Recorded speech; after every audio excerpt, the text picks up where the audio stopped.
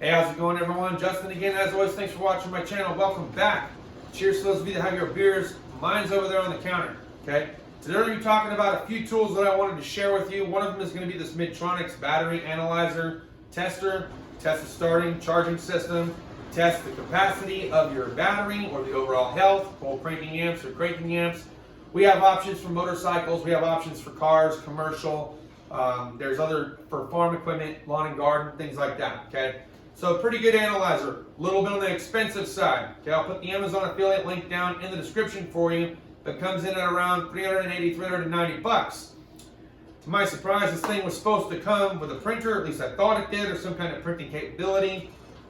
I'm going to show you in the video, but this thing doesn't print. There's no printer paper, nothing. So I don't know. At any rate, another thing that I got today from Jeff, okay, were these easy red headlights. Now I'll put that link down in the description for you as well, and I'll tell you, yes, I have the Matco ones that were rebranded. Give me 1 second and I'll show you. Okay, so on the top you'll see that these are the Matco tool ones. On the bottom is the easy red ones. You can see that the headband is virtually the same. You can see that the way that they light up is practically the same, with the slight difference of angle, as far as this coming in more to 45 and this being pretty much flush and straight. The brightness and the lumens is the same. The colors are pretty much the same. A little bit of grip on the easy red one though. Price difference is about half, okay? So the Matco one obviously is going to come in at twice the cost. The easy red one's going to come in at half the cost. Just pull it up on the old description there, down the bottom, and you'll see they come in pretty cheap. I want to say about 25 or 30 bucks. These cost closer to the $50, $60 mark.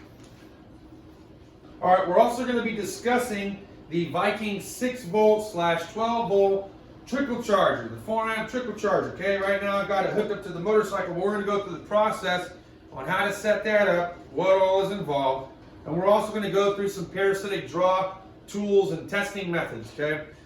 Now, obviously this is a motorcycle, so we might not have computers turning themselves on or off, and obviously I can't just flip my lights on without having the key on, so probably not going to have parasitic draw on the motorcycle, but the concept and how you hook things up is pretty much the same. We're going to cover some of those details in today's video using our little injector clamp here that we have for the multimeter or the amp clamp, okay? We're also going to be showing the new Lisle parasitic draw tool. This is the part number here. I'll put it up close in case it doesn't get seen very well when we actually go through and I show you how we're going to hook it up, how we set it up.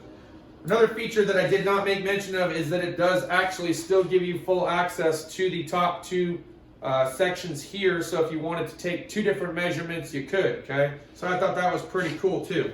We didn't get to mention that though, so wanted to make sure we covered that here in the intro, as I did the video first and the intro obviously last, but it's all good. So, all right, easy red, Lisle, okay, parasitic draw tester. Both those things going to be down in the description, as well as the Midtronics. Another tool that I did pick up today, which I did not talk about because I didn't need to do any kind of crimping here. We will be soon on the Chevy. I got that pigtail. I'm putting it off. This weekend I'm going to go ahead and take care of that, but I wanted to pick up some of these wire crimpers. Now these are made by OTC. I did pick these up on Jeff's truck, but I do know that they are also available on Amazon, so I'll make sure to throw those in the description for you. And I will tell you, those are really cool. Those are one of my favorite style of crimper pliers, okay? So if you're doing wire stripping or crimping, those things are great. I also picked up this Ernst manufacturing tray, organizational tray. I got a few things in it right now, but it virtually looks the exact same as the one that I picked up from Snap-on like over a year ago. Again, it's made by a company called Ernst. Pretty cool little organizer. It helps me keep some small stuff in it. I found a need for it here at the house. I've got lots of little teeny tiny things that I like to keep in my drawer, and I want to find a way to better organize it. So I did pick that up on the cheap. We're also going to be talking about this OEM battery analyzer, okay? I don't know that it is available on the Amazons. I will take a look and see for you, but I did pick this up from AutoZone. I've had this now for probably a couple years, and I liked it. All right, now we're going to go ahead and roll the camera. I'm going to show you the entire setup process for the Viking battery trickle charger, the Lisle parasitic draw tester, the battery analyzer from OEM, the battery analyzer from Midtronics, and we're going to share some of the differences between the two. And then I'll wrap it up with my final thoughts. All right, let's talk about a couple things here. So I just got this new tool made by Midtronics, the MDX 600 series battery tester and analyzer. This tool is supposed to check the starting and charging system of a vehicle as well as the overall health of the vehicle's battery. Here's another one made by OEM Tools, a little AutoZone Special. Okay, we're going to start off with this one. We're going to do a little show and tell with this, and then we're going to do a little show and tell with the Midtronics and why I went with the Midtronics over something like this. But let's go ahead and get after it. So first thing we're going to do, we're going to hook up to the battery. I'm using my motorcycle as an example because it's awfully windy outside, and I feel like it'd be even harder for you to hear me being out there using the truck as an example. All right, so right here you can see that we're getting ready to do a battery test.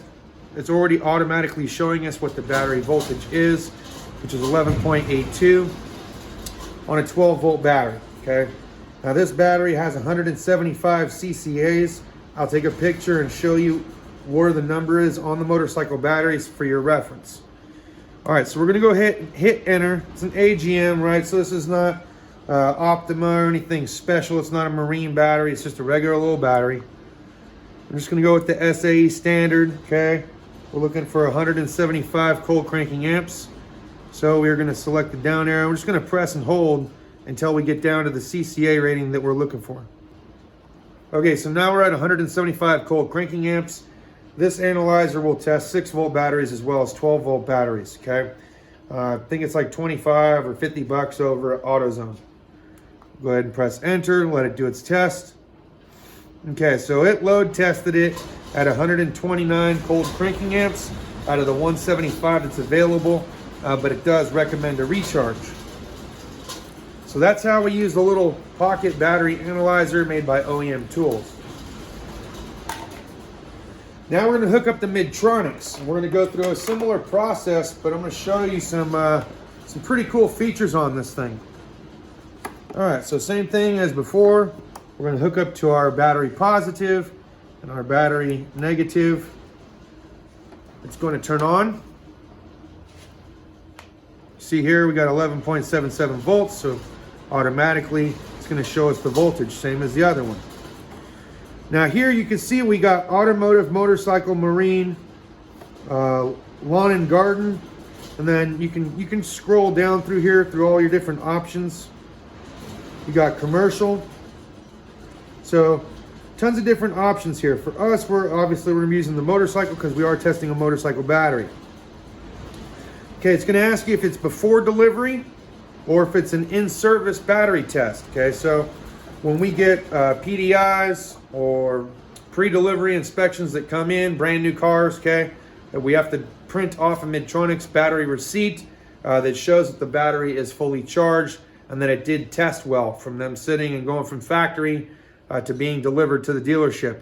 So same thing with the motorcycles too, okay? They have a similar process, and then same thing with commercial grade vehicles that you can find for sale, whether you're John Deere, Peterbilt, or whatever. So we're going to go ahead and we're just going to put in service because it's not a brand new one. Now you see here I already have pre-selected the FTZ12S. So this is asking us for the battery number. It's going to be really hard for me to show you on this, but deeper down in the battery it actually says FT12A-BS. So that's pretty close to this FTZ12S. They only had 2 options for the FT class. So we're going to go with the FT12, okay? So that's pretty much what this one is. Some of the characters may be different. I'm going to go ahead and hit enter. Okay, so now it wants to know, is this before a charge or after a charge? So this is an important question for the battery analyzer to determine whether or not the battery is any good. Because before a charge, it's going to recommend usually for you to recharge and then retest. And I'll show you a recharge system that we're going to use for this motorcycle battery. If it's after the charge, that's a good indication that we could have a dead cell in the battery and the battery may be due for replacement. So this is before charge. Okay, charge and retest. So it's saying it has 11.68 volts and it just gives us the battery number. So we're not getting the CCA rating on this particular battery for what it is that we're looking for on this. But now if we go back to the main menu and perform test, let's go up to automotive and we'll see what kind of process this works. Even though we know it's a motorcycle battery, AGM flat, yep. Let's see. That's the one we want. Enter. See, now we got our CCA ratings, okay? You could do cold cranking amps, and they have a few other tests here. We're gonna do the cold cranking amp test. We are gonna reduce this number down to the 175.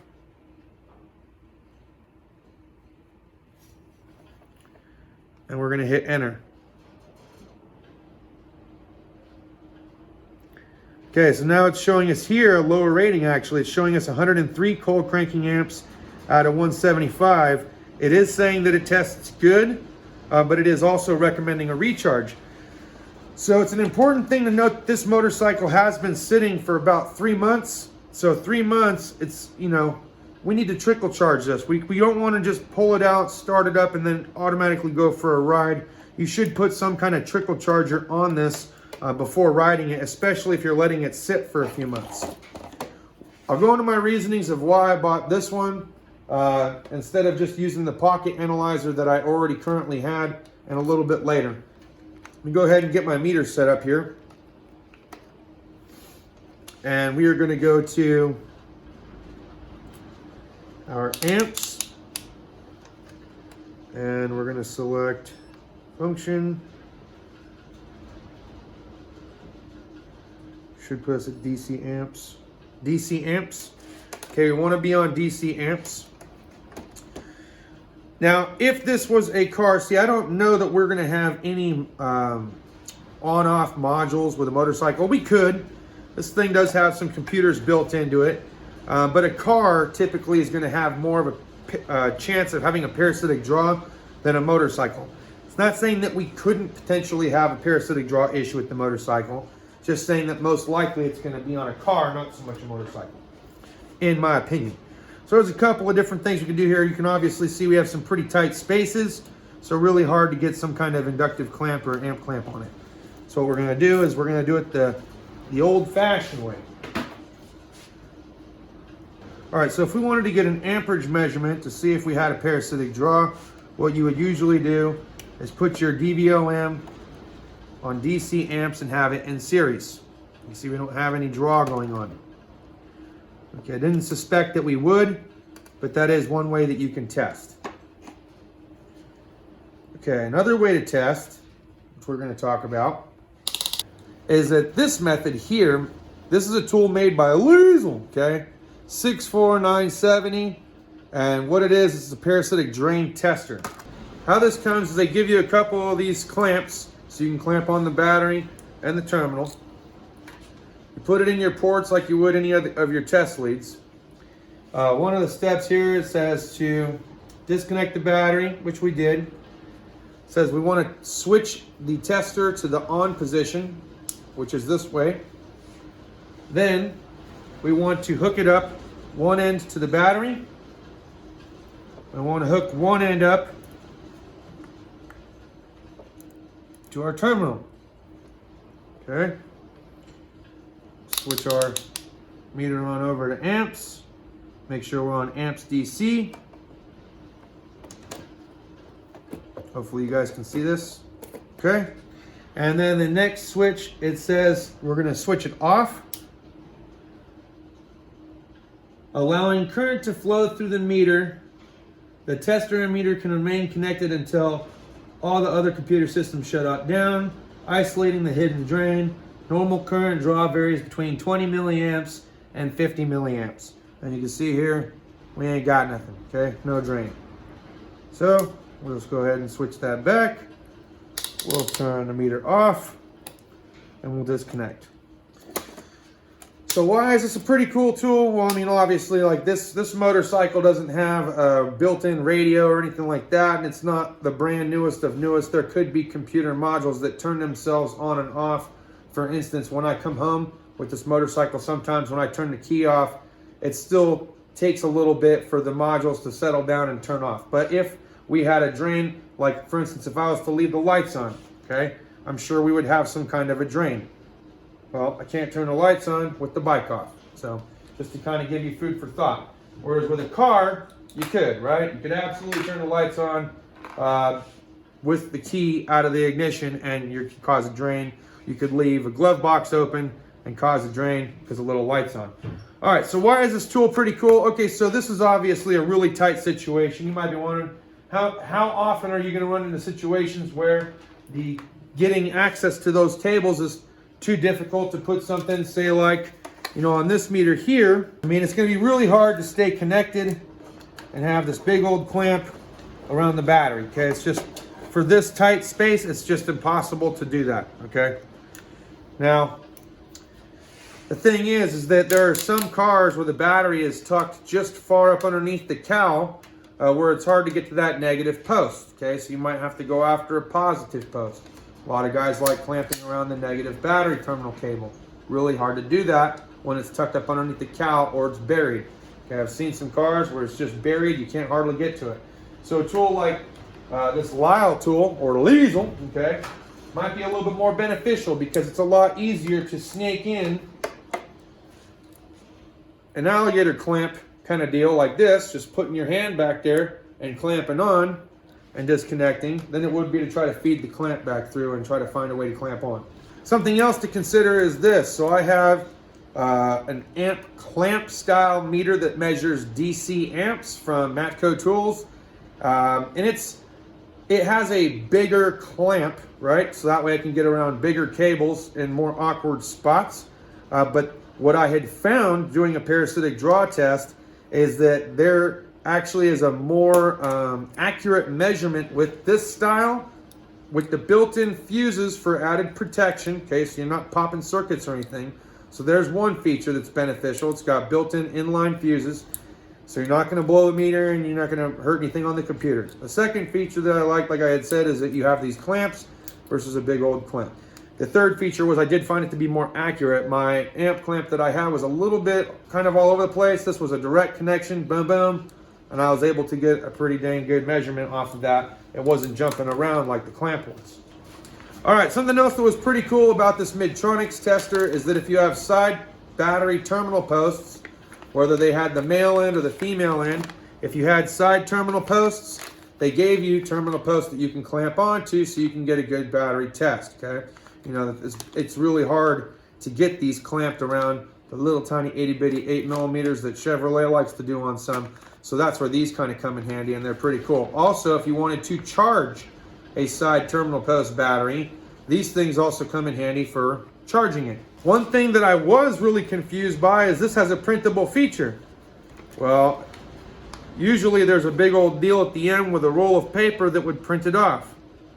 Well, this thing has a printable button, and I thought I was getting one that was printer capable because it said it was, but I did not get another attachment. All I had gotten was this. So this comes in at around 380 bucks off of Amazon. I'm not sure if it's a separate attachment or what the deal is. I mean, it's got the button to print, but where do you print it from? You know what I mean? They also give you an SD card slot with an SD card that's blank. So am I supposed to put this in here, and when I hit print, it saves it to the memory card, and I take the memory card out and transfer it over? I don't know. Somebody tell me, because the instruction booklet that this thing came with gave no instructions on how you're supposed to be able to print off your receipt of what it was that you found. All right, something else that I picked up. This was from Harbor Freight, and I picked it up probably a little over a year ago. I just never got around to actually using it until today, because obviously we need to charge this. They give you a couple of different options here for something like this. If you wanted to, you could connect them with the little bolt going through, inline fuse, and then of course here at the other end, you plug it in, which we may end up just going that way. And then they also have two clamps styles that you can hook up to your battery. So if you have a marine battery, or you have your car battery out of your car, or in your car and you wanted to charge it overnight, they give you a couple of options. If you have the side terminal posts that you want to trickle charge your battery, this does 6 and 12 volt to trickle charge. So we're going to go ahead and set this up for this evening so that we can get a trickle charge. Okay, obviously we want the black to go on the ground side or the other black terminal. Reason why I stated the ground side or the negative side for the black lead is because, believe it or not, some people I have found will put a black cable on the opposing side and they don't care because it was cheap and that's what they had at the time. So be careful that you're not hooking up backwards, okay? Some of these are not so smart chargers. I don't know, this one may be a smart charger, but I don't want to find out the hard way. And obviously you don't want to end up switching the terminals on accident and then find yourself frying the entire harness. Kuba knows what I'm talking about. She literally just got done doing a video within the last month showing basically how a customer hooked the ground side or the negative side up to the positive and the positive to the negative, tried to start it, and vamo, done. Okay? So be careful with that. When you're getting ready to hook this thing up, be sure that your positive is positive and your ground is your ground. Okay, that's pretty good. We don't got to go overkill. Now you can see here with this that they also give you an inline fuse for extra added protection, okay? There you go, 7.5 amp fuse for extra added protection. Especially if you have this thing trickle charging overnight. I'm gonna unplug my fancy dancy clock and we're gonna get this thing set up and plugged in.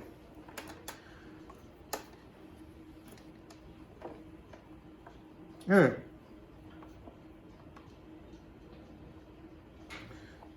Go ahead and set that up. All right, now we got it all plugged in. 11.6 volts. 12. So see, it's already started doing its thing. See what mode is. 12 volt, no. 12 volt standard, that's fine. 12 volt AGM, yes.